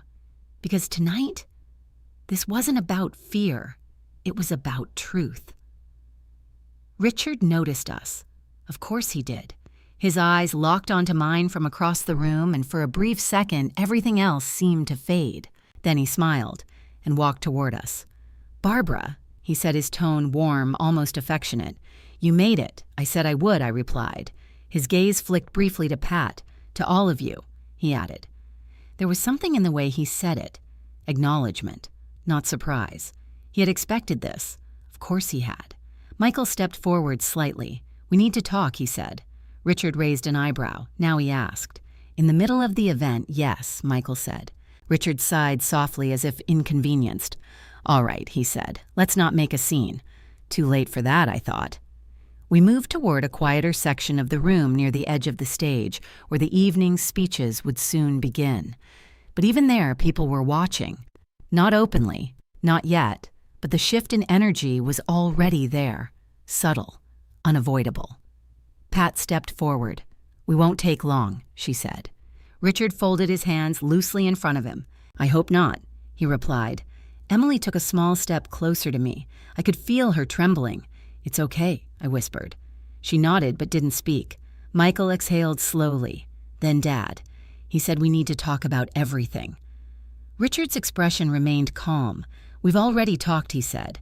"No," Michael replied. "You explained. That's not the same thing." A few nearby guests had started to glance in our direction. Richard noticed. Of course he did. "Let's be careful," he said quietly. "This isn't the place for misunderstandings. It's exactly the place I said." That made him pause. Just slightly. And that was enough. Pat stepped forward, her voice clear, controlled. "Richard," she said, "we have documentation. We have recorded evidence. And we have a witness." A ripple moved through the nearby crowd. Small but noticeable. Richard's jaw tightened. "You're choosing to escalate this publicly," he said. "No," I replied. "You escalated it when you decided to rewrite my life. More people were watching now. The room was beginning to shift. Curiosity, concern, attention." Michael stepped forward again. "Did you take money from Sophie's account?" he asked. The question landed louder than anything else so far. A few heads turned fully now. Whispers began. Richard's composure faltered for just a second. "Michael," he said, his tone low, warning, "this is not—" "Answer the question," Michael pressed. The silence stretched. "Then yes," Richard said. The word dropped into the room like a stone into water. The ripples spread instantly. What someone whispered nearby. Emily's breath caught. Michael's face went pale. "You said it was for her future," he said. "It was an investment," Richard replied. "You used her," Michael shot back. The tension snapped. Voices rose slightly around us. Pat stepped in. "And you prepared legal documents to declare Barbara incompetent," she said clearly. Now the room was fully alert, eyes everywhere. "What is she talking about?" someone asked. Richard turned sharply. "This is being taken out of context," he said. "Then provide the context," Pat replied. Emily stepped forward. Her hands shook, but her voice didn't. "You told me she was dead," she said. Gasps, actual gasps. Richard's face changed. "Not fully, but enough." "That's not true," he said. Emily lifted her phone. "I recorded it," she said. The air seemed to freeze. "No," Richard said quickly. But it was too late. Emily pressed play, and his voice, his own voice, cut through the room. "You just tell them she was already struggling." Confused. The recording echoed through the space. Clear, undeniable. Silence followed. "Then what the hell is this?" someone demanded. Richard's composure cracked, not slightly, fully. "This is ridiculous," he snapped. "This is manipulation. She's twisting." "I didn't twist anything," Emily said. "You don't understand what you're doing," Richard shot back. "No," she replied. "You don't." That was the moment, the exact moment, when everything shifted. Because the room no longer saw him as the calm, controlled man they respected. They saw the cracks, the anger, the truth slipping through. Michael stepped forward, his voice louder now. "You lied," he said, "to all of us." Richard turned to him, his expression darkening. "I did what was necessary," he said. "There it is," I said quietly. The room stilled again. "What someone asked." I stepped forward. I want everyone to hear this clearly, I said. My voice didn't shake, didn't falter, because this time, I wasn't afraid. He didn't lose control, I said. He planned it. Silence. He created a version of me that didn't exist. I continued. He prepared documents, he built a story, and he was going to use it to take everything. The weight of those words settled over the room. Heavy, unavoidable. Richard didn't interrupt, didn't deny it. Because now, he couldn't. And everyone knew it. For the first time in 40 years, the truth wasn't hidden. It was visible, and there was no taking it back. For a few seconds after my words settled over the room, no one spoke. It wasn't the kind of silence that comes from confusion. It was the kind that comes when people understand exactly what they've just heard and don't know how to respond. Around us, the soft hum of the event had completely died. Every conversation had stopped. Every eye was on us, on him, on me. And for the first time since I had known Richard Coleman, he didn't have control of the room. "What she's saying isn't true," he said finally, his voice louder, now sharper than before. "This is a distortion of private matters being dragged into public for what?" Pat cut in. "Attention." Richard turned on her. For leverage, he snapped. Pat didn't flinch. "You've already lost leverage," she said calmly. "You just haven't accepted it yet." A murmur rippled through the crowd. Someone whispered, "Is this real?" Another voice, quieter, said I always thought something was off. I didn't look at them. I kept my eyes on Richard. Because this moment, this was the truth, stripped of everything else. "You said you did what was necessary," I said. He looked at me, his expression hard. "Yes," he replied. "Necessary for who I asked." "A beat. For the family," he said. Michael let out a hollow laugh beside me. "This isn't about the family," he said. "This is about you." Richard's jaw tightened. "You don't understand what I was dealing with," he said. "Then explain it," Michael shot back. "Explain why you took money from your granddaughter. Explain why you told another woman your wife was dead." The words echoed, louder this time, because now everyone was listening. Richard's composure cracked further. "I didn't take it," he said. "I moved it, temporarily." "There's a difference." "No," Michael said. "There isn't." Silence again, but it didn't last long, because this time, Laura stepped forward. I hadn't even realized she was there. She had been standing near the edge of the crowd, pale, frozen, watching everything unfold. Now she moved closer, slowly, carefully. "Michael," she said softly. He turned to her, his expression tightening. "You knew," he said. It wasn't a question. Laura flinched. "I didn't know all of it," she said quickly. "I swear I didn't." "Your father," he made it sound different. Different how Michael demanded. "That it was temporary," she said. "That it was just a way to stabilize things. That your mom might need help managing everything soon." I felt something twist inside me. Not anger, something else, disappointment, deep, heavy. "And you believed that I asked." Laura looked at me, her eyes filled with something close to shame. "I wanted to," she admitted. "Why I asked quietly." She hesitated. Then, "Because we needed help too," she said. Michael turned to her sharply. "What are you talking about?" Laura's voice trembled. "We've been struggling," she said. "Financially. More than I told you." Michael stared at her. "You said everything was fine. I didn't want to worry you," she said. "And your father, he said he could help. That once things were settled, everything would be easier." There it was. Another piece. Another layer. Richard hadn't just manipulated Emily, or me. He had pulled at every weakness he could find, every fear, every need, and built his plan around it. "You used all of us," Michael said, turning back to his father. Richard didn't deny it, not directly. "I managed a situation," he said. "No," I said, "you created one." That landed because this time there was no immediate response. Laura stepped back slightly, her composure cracking. "I didn't mean for this to happen," she said, her voice breaking. I thought we were protecting something," what Michael asked. "Our future," she whispered. Michael shook his head slowly. "This isn't a future," he said. "This is a mess." A painful silence followed. Then from somewhere in the crowd, a voice spoke. "Is there proof of all this?" All eyes turned again. Pat didn't hesitate. "Yes," she said, "there is." She stepped forward slightly, her voice steady, professional. "Documented evidence," she continued. "Draft legal filings, fabricated medical notes, and recorded statements." A ripple of reaction spread through the room. "Fabricated," someone repeated. "That's serious," another voice murmured. Richard's expression darkened. "This is being exaggerated," he said. "These are internal notes, observations designed to support a legal claim of incapacity." Pat interrupted. The words hit harder this time, because now there was no room for interpretation, only truth. I took a slow step forward. "I trusted you," I said to Richard. My voice wasn't loud, but it carried. 40 years, I continued. I trusted you to protect me, to stand beside me, to tell me the truth. He didn't look away, but something in his expression shifted. Not guilt, not exactly. Something closer to recognition. "And you decided," I said, "that the best way to protect everything was to erase me."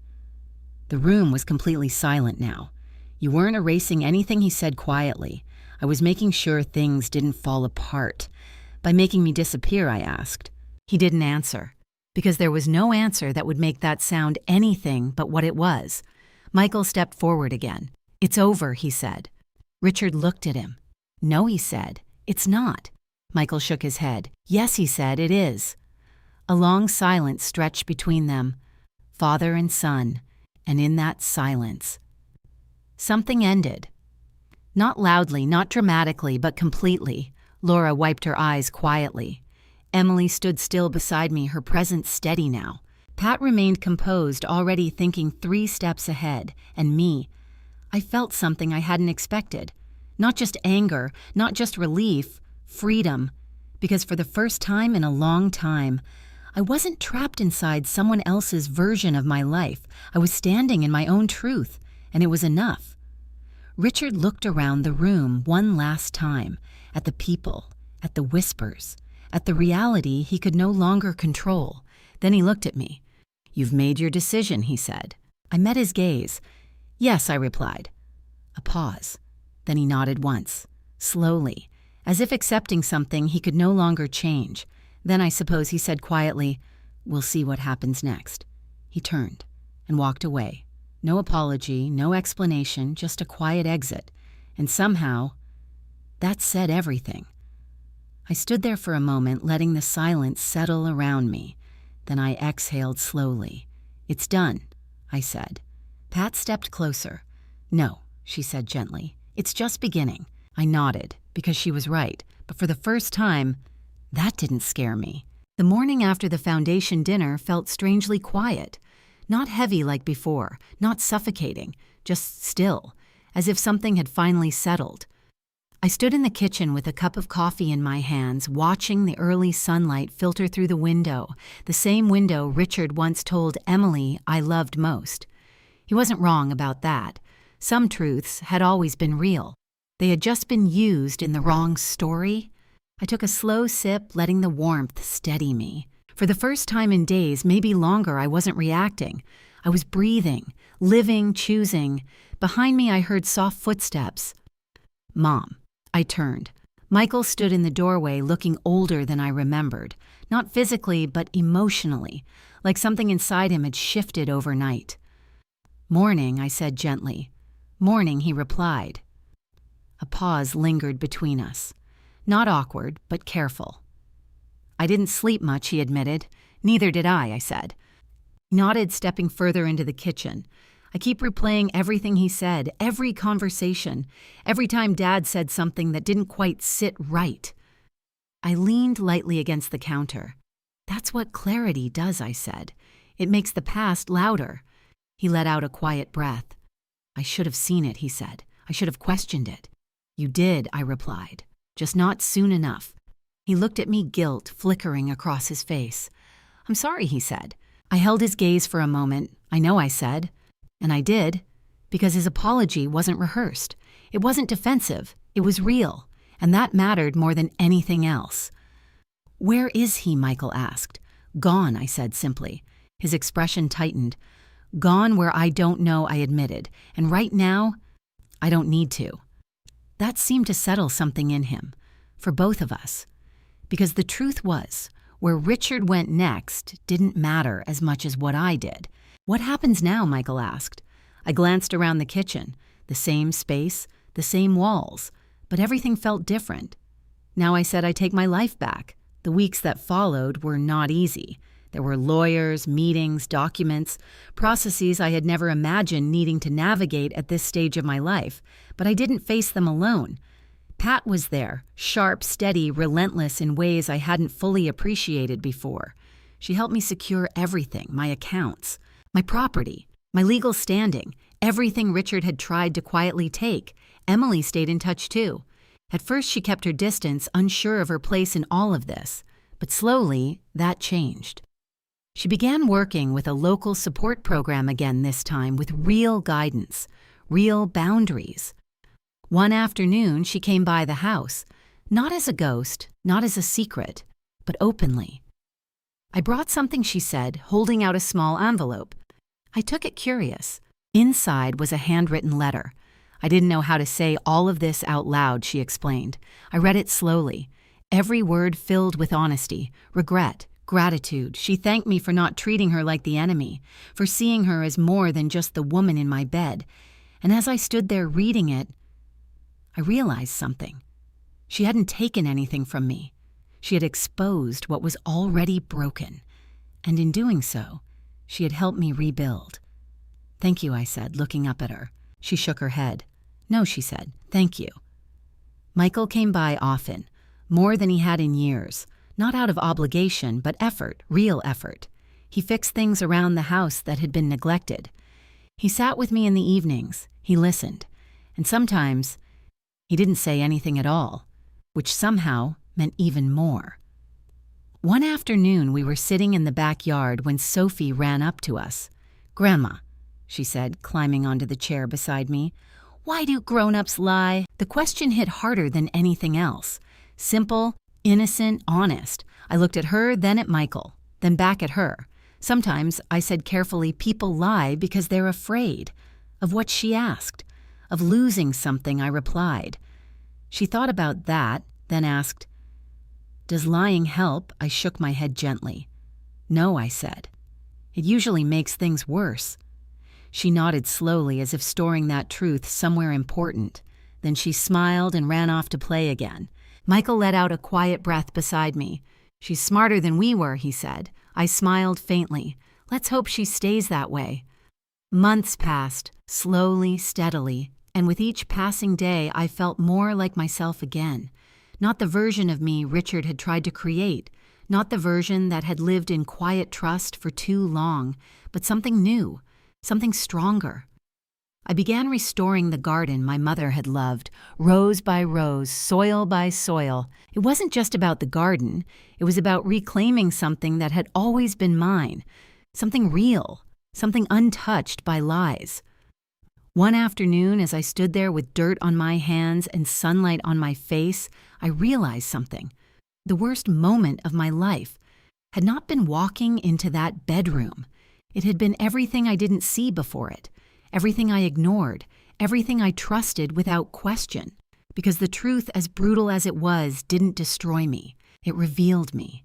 And in that revelation, I found something I didn't know I still had: strength, clarity, freedom. I walked back into the house, pausing for a moment in the doorway of my bedroom.